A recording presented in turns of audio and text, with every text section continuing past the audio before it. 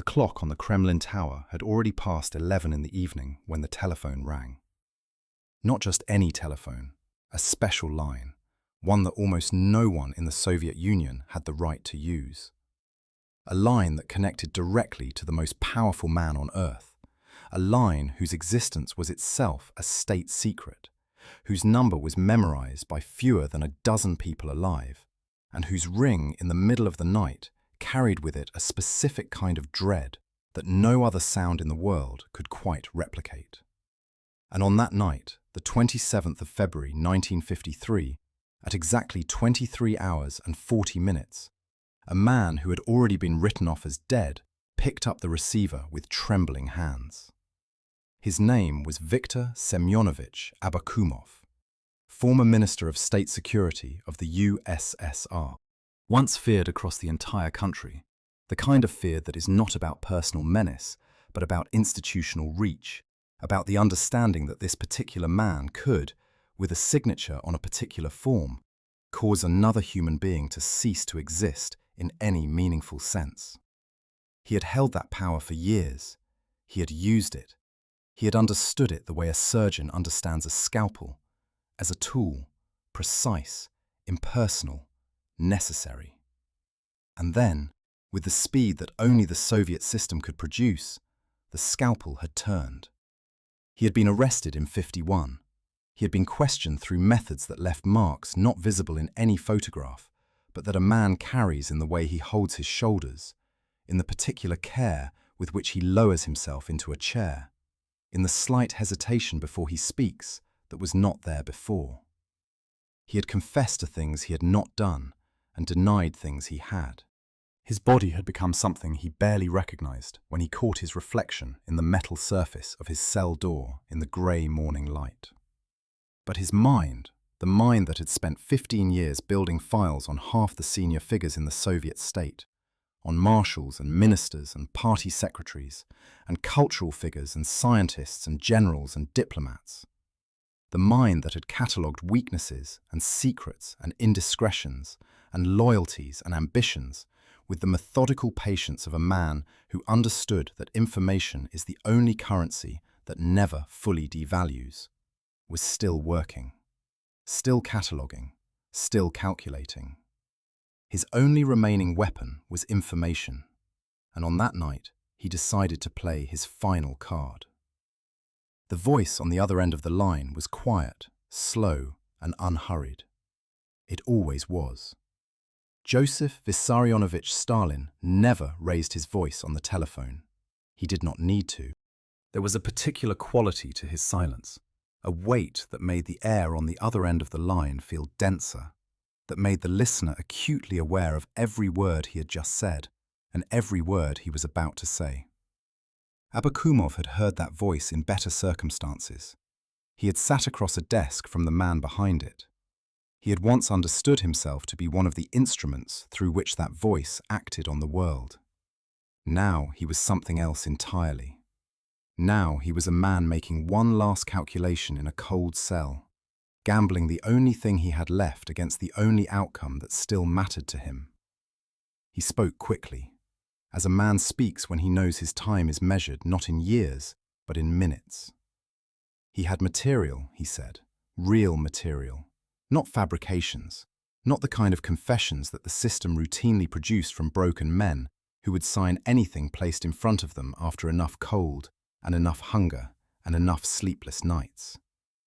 Documents, recordings, evidence that could fundamentally change Stalin's view of one of the most celebrated men in the entire Soviet military hierarchy. A man covered in medals, glorified by newspapers, beloved by the people.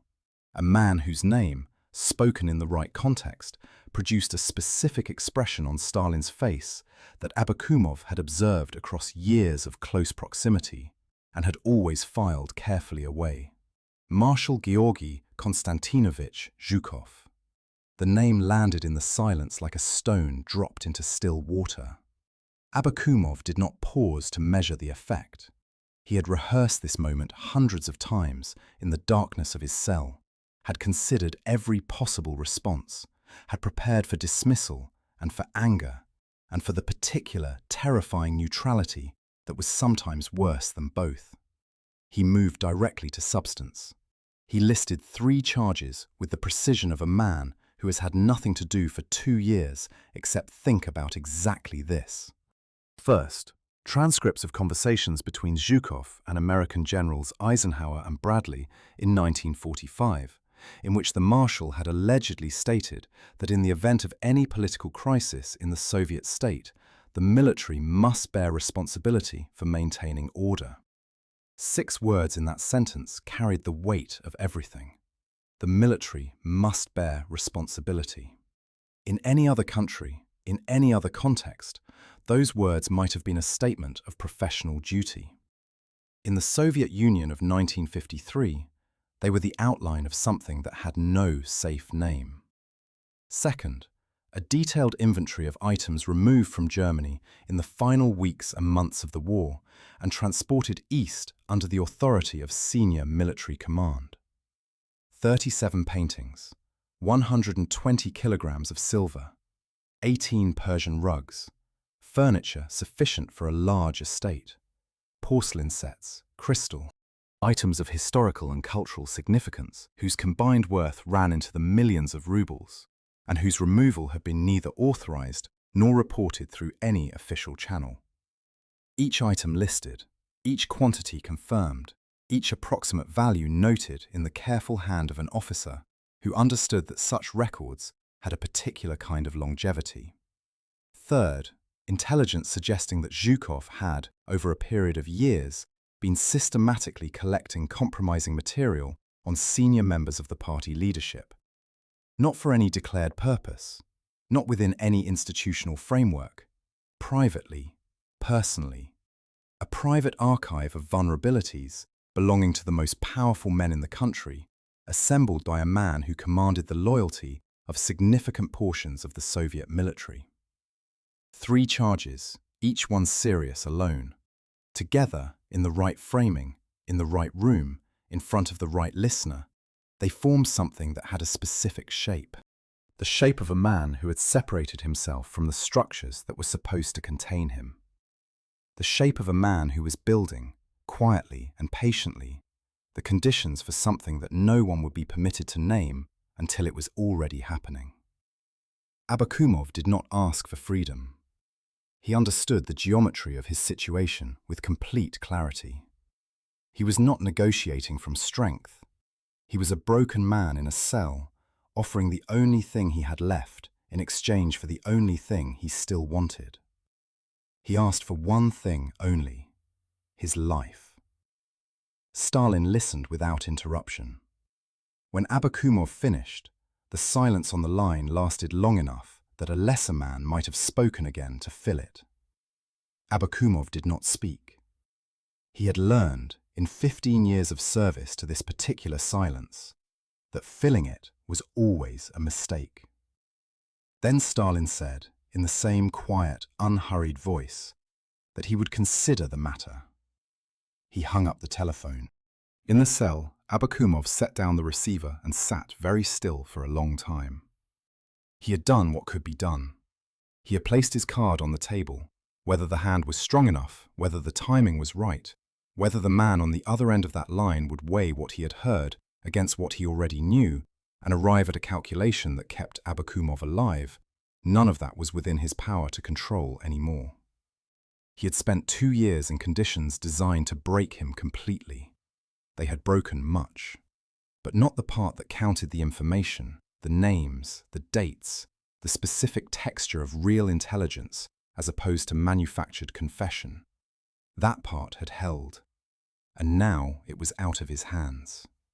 Outside the walls of the Kremlin, Moscow breathed in the cold February darkness, indifferent and enormous, the way cities are always indifferent to the small, desperate transactions that sometimes decide the course of history. Somewhere in that city, in a study that faced a courtyard, a 73-year-old man who had remade the Soviet Union in his own image sat alone with a telephone and a name. Georgy Konstantinovich Zhukov, the most celebrated soldier in the country, the man the people had turned into a legend, the man whose face on a poster needed no words beneath it, because every person in the Soviet Union already knew what the face meant and what it had cost and what it had saved. And now, in the small hours of the 28th of February 1953, that face was at the center of a calculation being made by the one man in the country for whom no one, not even legends, was beyond reach. The clock on the Kremlin tower moved forward. The night continued. And in a cell somewhere beneath the weight of the Soviet state, a broken man waited to find out if the information in his head was worth the life in his body. The morning of the 28th of February began the way Stalin's mornings always began. Late, unhurried, behind layers of silence and protocol that had accumulated over decades into something that felt less like security and more like geology. Layers of rock pressing down on whatever was underneath, keeping it contained, keeping it still, keeping it from becoming something that the surface world would have to acknowledge. Few people truly knew how the Soviet leader spent his hours. His guards saw him move through corridors. His secretaries heard his footsteps through closed doors and learned to read the rhythm of those footsteps the way sailors read weather, knowing that a particular pace meant a particular mood and that a particular mood meant a particular kind of day for everyone in proximity. Occasionally, a member of the Politburo was summoned for a brief, tense audience that left the summoned man walking back through the Kremlin corridors with the particular careful gait of someone carrying something fragile and extremely heavy at the same time. But on that morning, before any of the usual machinery of the Soviet state had fully engaged, before the secretaries had taken their positions, and before the first dispatches of the day had been sorted, and before the guards had completed their morning rotation, Stalin received a visitor who should not, by any logic of institutional procedure or basic political caution, have been walking the corridors of the Kremlin at all. Abakumov was brought in under escort, 2 men flanking him at a distance that was neither close enough to suggest support nor far enough to suggest trust, the precise distance of men who have been given instructions they understand completely and intend to follow without interpretation. He stood before the leader of the Soviet state, looking older than his years, thinner than his photographs from the period when he had held power, and moved through these same corridors as one of the most feared men in the country. His face carried the specific quality of stillness that belongs to men who have been through something that fundamentally rearranged their relationship with fear. Not the stillness of calm, the stillness of a man who has already survived the worst available outcome and has therefore recalculated every remaining risk against a new baseline. He had come through the most extreme version of what the system he had himself helped to build could produce. And he had come out the other side, not broken in the way his captors had intended, but recalibrated. Stripped of everything except the thing that had always mattered most, the information, the leverage. The card that he had held through 2 years of cold and hunger and isolation, and had not played until the moment when playing it was the only move remaining. He had come with documents. Stalin read them slowly, the way he read everything that mattered to him, with the deliberate, unhurried attention of a man who has never needed to perform urgency, because the urgency of others has always been irrelevant to his timeline. He moved his lips slightly as he concentrated, a habit from his seminary years in Tiflis that had survived every transformation of the decades since, that had survived revolution and civil war and collectivization and purges, and the greatest war in human history, and had persisted into old age as one of the few genuinely private things about a man whose privacy was otherwise total and impenetrable. He examined the transcripts of Zhukov's conversations with the American generals. He studied the inventory of items removed from Germany, each entry listed with the bureaucratic precision of an officer who understood that such records have a particular kind of longevity and that their value increases rather than decreases with time. He read the intelligence summaries about Zhukov's alleged private collection of compromising materials on senior party figures. And as he read, he performed the calculation that he always performed when presented with information of this kind. The calculation was not simple, and it was not fast, and it was not the kind of calculation that produced a clean result. It was the calculation of a man who had spent 40 years in an environment where information was almost never what it appeared to be on its surface, where every document carried a second document hidden inside it, where the person presenting the evidence was always also part of the evidence. Abakumov was trading for his life. That was the first and most obvious layer. Every document he had produced had been curated for maximum impact, selected and arranged by a desperate man with a precise objective. A desperate man is also a creative man. The selection itself was a form of argument, and arguments have authors with interests. And yet, and this was the part that held Stalin's attention in a way that the simple mechanics of self-preservation could not entirely explain. The materials appeared genuine, not in the crude sense of unfalsified paper and authentic signatures, though those things were present. Genuine in a deeper and more specific sense. The transcripts had the particular texture of real conversations rather than constructed ones. The awkward pauses rendered in the notation, the unfinished sentences that a transcript captures, because real speech is full of unfinished sentences in a way that fabricated speech almost never is. The casual references to people and places that no forger sitting alone with a typewriter would think to include, because they added nothing to the central accusation and everything to the feeling of a real exchange between real people in a real room. The inventory was signed by officers whose names Stalin recognized and whose positions in the relevant period he could independently verify. The intelligence summaries about Zhukov's private archive matched patterns that Stalin had noticed himself over years of watching the Marshal. Small things. The particular way Zhukov sometimes referenced knowledge he should not have had. The specific confidence of a man who knows he is holding something in reserve. He dismissed Abakumov with a single instruction: silence, not freedom, not transfer to better conditions, not any promise of any kind. Silence. The word that in Stalin's vocabulary covered a range of meanings, from temporary reprieve to something considerably more permanent. And the space between those meanings was precisely where Abakumov would now have to live until further notice. The following day was the 1st of March, cold and grey over Moscow in the way that Moscow is cold and grey in late winter, with a quality of persistence that feels less like weather and more like the city's fundamental disposition toward the people who inhabit it. Stalin spent much of that day alone with a file. Not a surveillance file in the operational sense, not a report on recent activities or current movements or intercepted communications. Something more intimate and more dangerous than any of those things. Georgy Zhukov's personal dossier.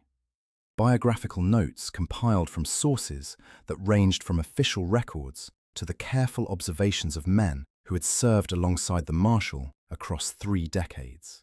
Psychological evaluations written by psychiatrists who had never spoken directly to their subject and who had constructed their analyses entirely from secondary material, from accounts of behavior under pressure, from descriptions of decision-making patterns, from the testimonies of people who had sat across tables from Zhukov during the moments that revealed character most clearly, which is to say, the moments of extreme stress and extreme success and extreme frustration.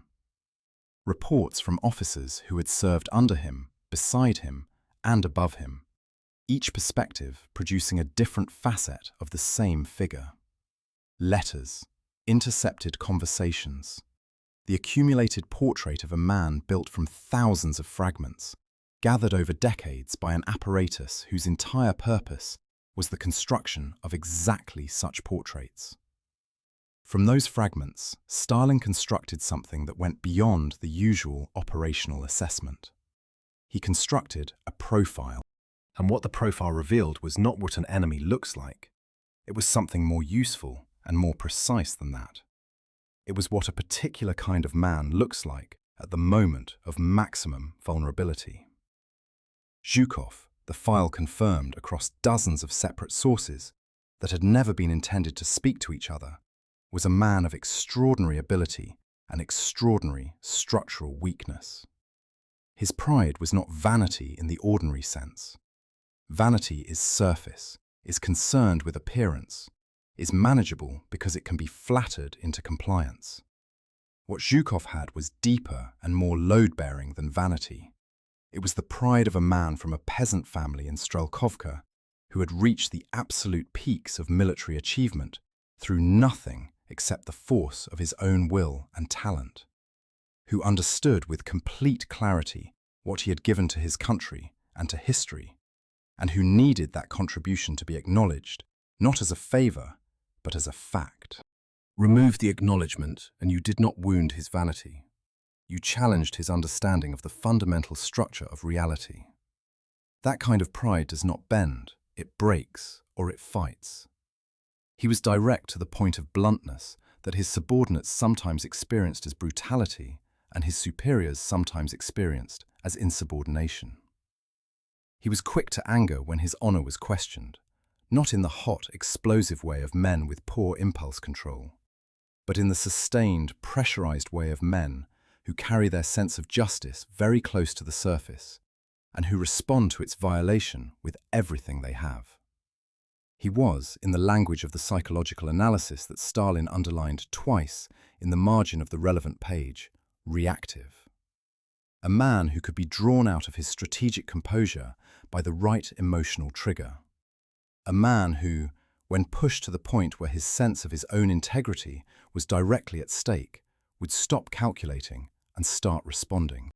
And a man who has stopped calculating and started responding has, in the architecture of the kind of confrontation Stalin was designing, already lost the initiative.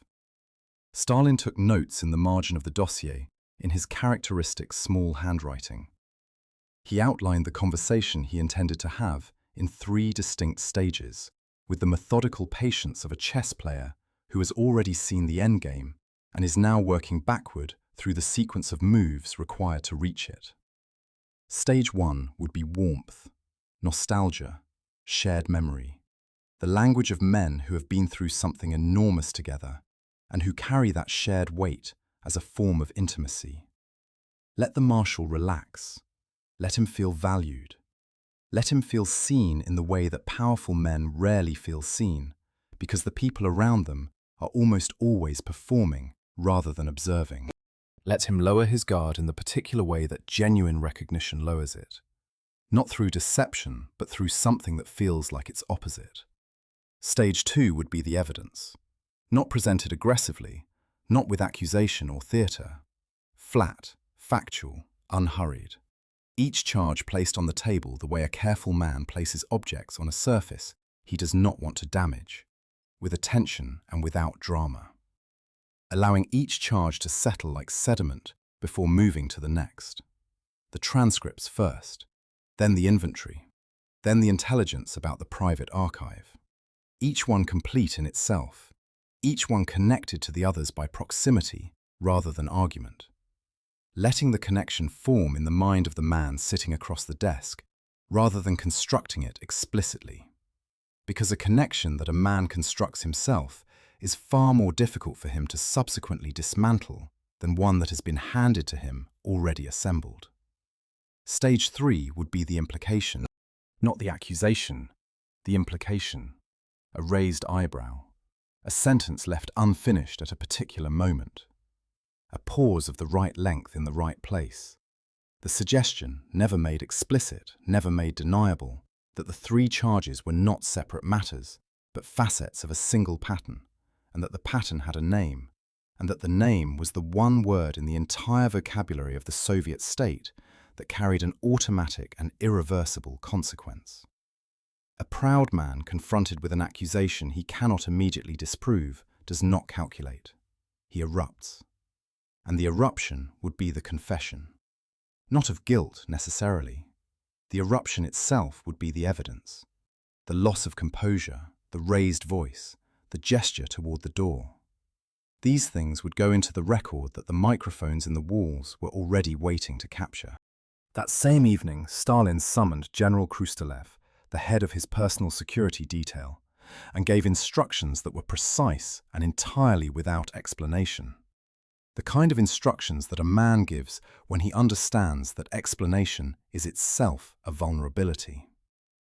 Recording equipment was to be installed in the main meeting office, concealed, tested, operational before 9 in the evening on the 2nd of March. Security at all Kremlin exits was to be quietly doubled, without any change in visible personnel patterns that might be noticed by someone paying attention to such things.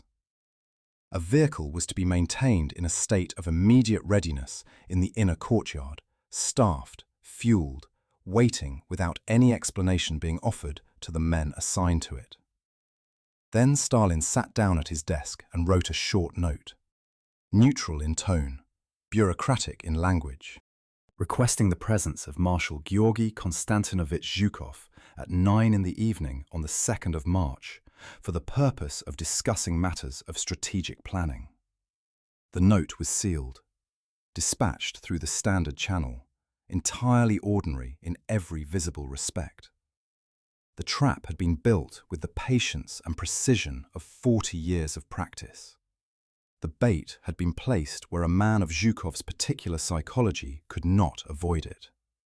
The recording equipment was waiting. The vehicle was waiting. The silence of the Kremlin corridors was waiting. All that remained was the sound of footsteps on cobblestone and the opening of a door. The black ZIS automobile passed through the Kremlin gates at 8:57 in the evening.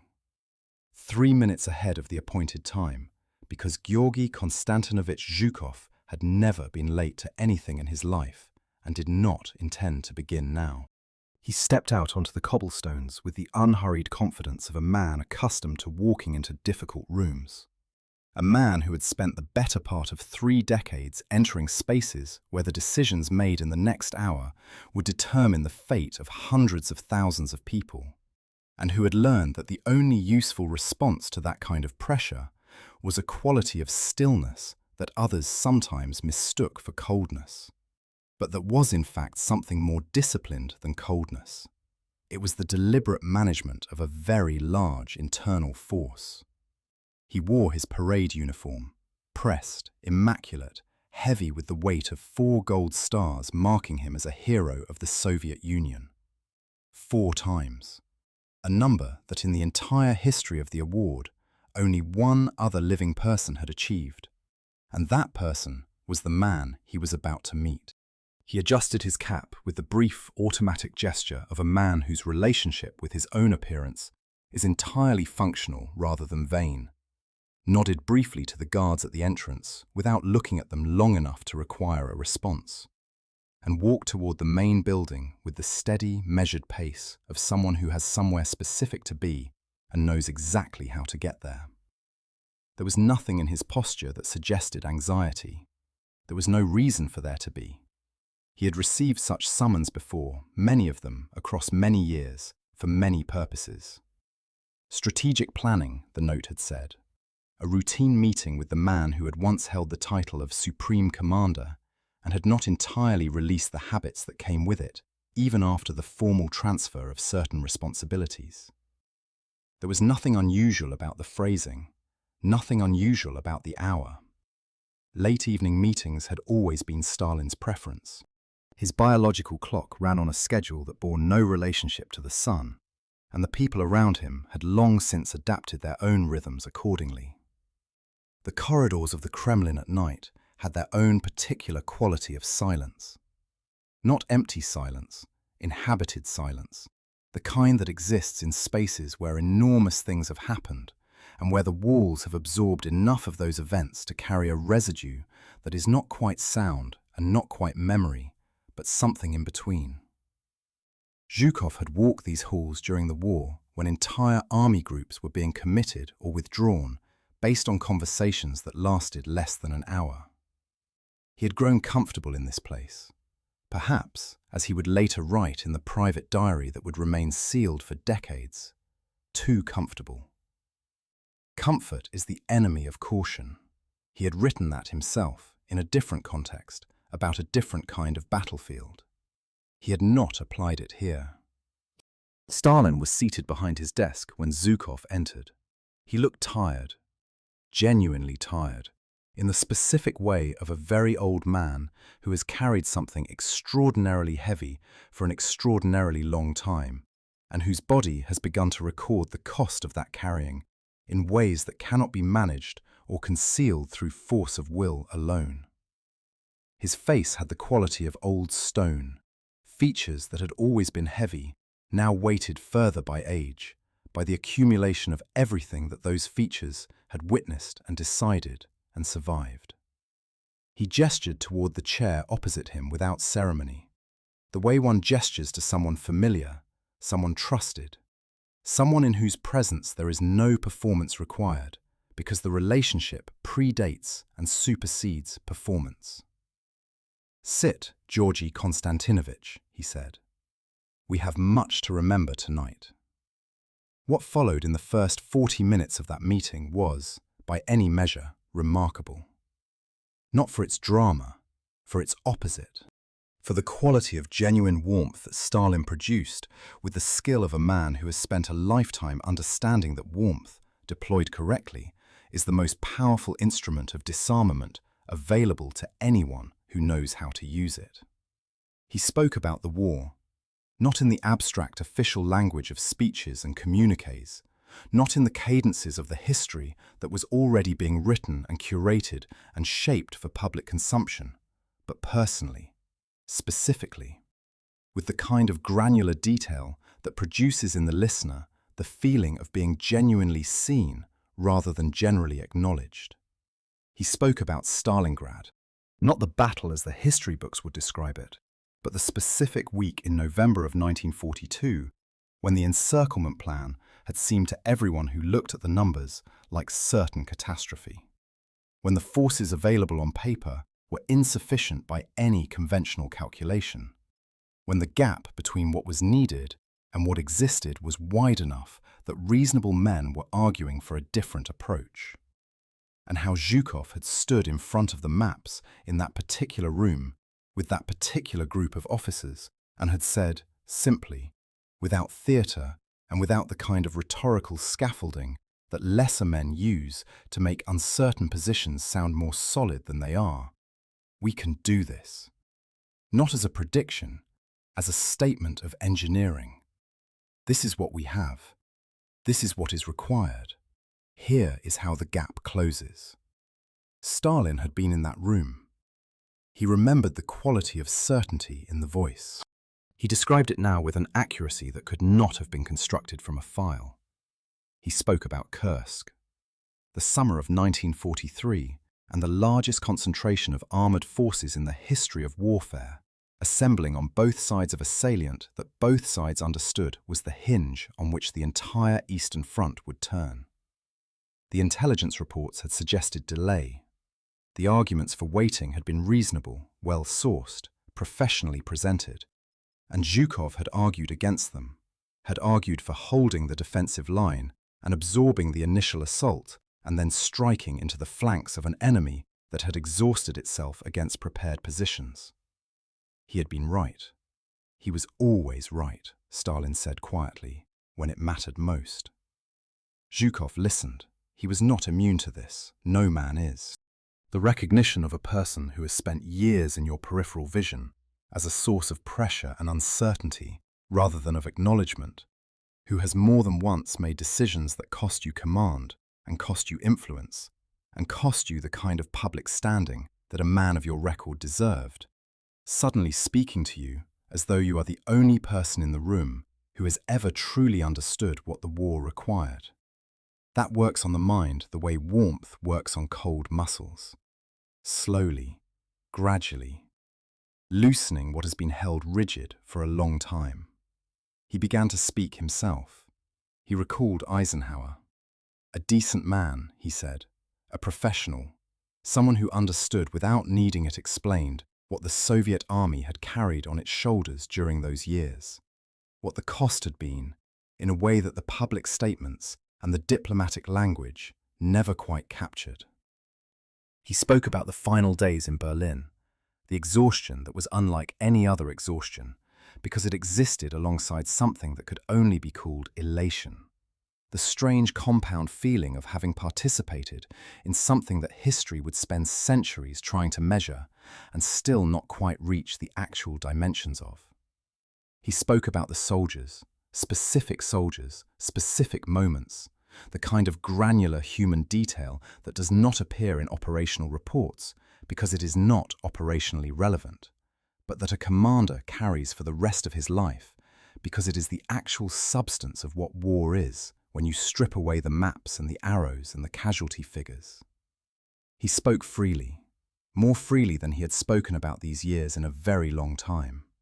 The microphones in the walls recorded every word. Then, without transition, without any change in posture or expression or the quality of attention that he was directing across the desk, Stalin reached into a drawer and removed a single sheet of paper. He did not look at Zhukov as he did it. He looked at the paper with the expression of a man encountering it for the first time, though he had studied it for 3 days, had practically memorized its contents, had rehearsed the specific inflection with which he intended to read the relevant sentence. He read aloud, calmly, without inflection, without accusation, without any of the theatrical weight that a lesser operator would have loaded into the moment. Responsibility in such circumstances must be borne by the military. The silence that followed lasted perhaps 4 seconds. In the context of that room, in that moment, silence that followed lasted perhaps 4 seconds. In the context of that room, in that moment, 4 seconds was not a pause. It was a statement. It was the specific kind of silence that exists not in the absence of meaning, but in its excess, when too much meaning has entered the air at once, and the people present require a moment to distribute it before anyone can speak coherently. 4 seconds in which the warmth of the previous 40 minutes did not disappear, but transformed, the way certain substances transform under pressure, retaining their original components, but becoming something with entirely different properties. Then Zhukov began to speak. He spoke with the measured professional voice of a man who has given 10,000 briefings under pressure and who knows how to construct a clear argument in real time without the benefit of preparation. He explained context. He explained the original conversation, what had preceded that sentence and what had followed it, what Eisenhower had actually been asking in the specific terms of the specific exchange, what the political situation in Germany in the summer of 1945 had actually required in terms of practical military administration of a defeated country whose civilian government had ceased to exist. He explained that the sentence, extracted from its context and placed on a page without the 30 sentences that preceded it and the 20 that followed it, carried a meaning that the full transcript would immediately and completely dissolve. Zhukov stood among the senior military figures with the expressionless composure that was his public face in all circumstances that required a public face. He watched the coffin with the attention of a man filing everything he observes into the part of his mind reserved for things that require careful storage. At one point, his gaze crossed the gaze of Lavrenti Pavlovich Beria. The exchange lasted perhaps 2 seconds. Beria looked at him with the expression of a man who considers a particular matter closed and who wants the person he is looking at to understand that it is closed. Then he looked away. Zhukov held what he had seen in that glance in the part of his mind where he kept the things that were too dangerous to examine in the open. He filed it carefully. He did not acknowledge it outwardly. He looked back at the coffin. The train to Odessa had carried him away from the center, but the center, it turned out, had not stopped moving simply because he was no longer in it. Checking the plan before writing. The final section covers 2 remaining parts. Part 5 is the arrest of Beria 4 months later and Zhukov's role in it. And Part 6 is the historian Nechayev in the reading room in 2023, the 3 interpretive frameworks, and Zhukov's final diary entry from 1968. The section must close with a direct and genuine call to comment and subscribe, woven naturally into the final reflection. Writing now.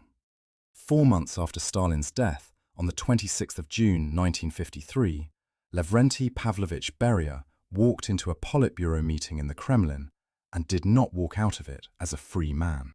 The operation had been planned with the kind of care that the people planning it understood was absolutely necessary, because the man they were planning it against had spent his entire career anticipating exactly this kind of operation and had survived in proximity to the most dangerous political environment in the world by being better at reading such situations than anyone around him. Except that on that particular day, in that particular room, he was not better. He was outmaneuvered by men who had finally concluded that the fear of acting was more dangerous than the act itself. The signal was given during the meeting. A group of military officers who had been waiting in an adjoining room entered at the agreed moment. Among them was Marshal Georgy Konstantinovich Zhukov.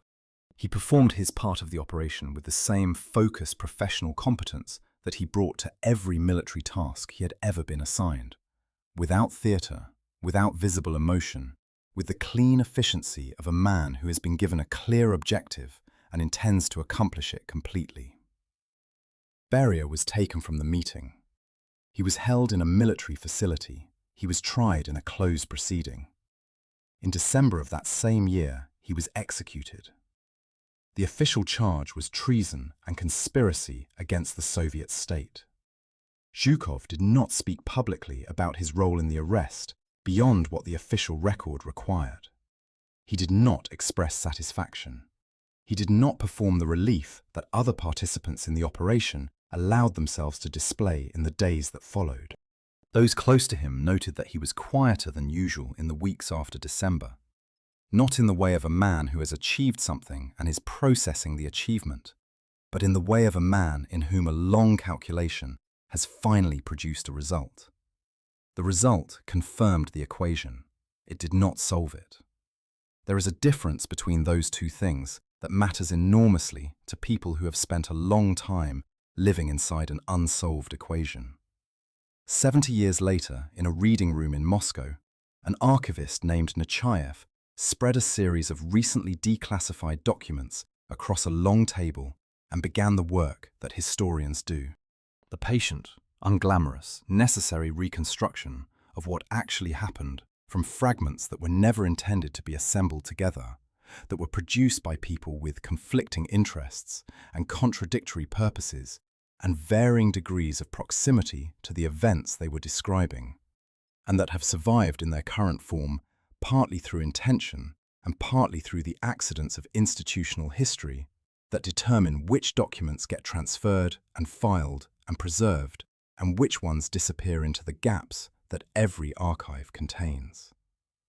The documents Nechayev was working with included partial transcripts of Kremlin telephone communications from the final days of February 1953, an incomplete inventory of materials transferred from Security Ministry holding facilities in the first week of March, medical logs from the Kontsevo dacha covering the period from the 1st to the 5th of March, with several entries from the night of the 1st and the morning of the 2nd either missing entirely or present in forms that suggested editing after the fact. And most significantly, excerpts from Zhukov's private diary covering the period from March 1953 through the late 1960s, portions of which had been sealed for decades and released only in the last several years under the declassification framework that had been slowly, incompletely, and somewhat unpredictably opening certain categories of Soviet-era material to researchers who had the patience and the persistence to navigate the institutional landscape surrounding them. Nechayev worked through the documents in the methodical sequence of someone who has learned that the order in which you encounter information shapes the conclusions you draw from it. and who therefore prefers to encounter it in chronological order, rather than in the order that someone else's filing system has imposed. He identified 3 distinct interpretive frameworks through which the events of that week could be honestly and rigorously read. The first was the official version. Natural death of an elderly man with a documented history of cardiovascular stress, attended by the unavoidable complications of Soviet institutional culture. The paralysis of men trained to never act without explicit authorization, confronting a situation for which no authorization procedure existed.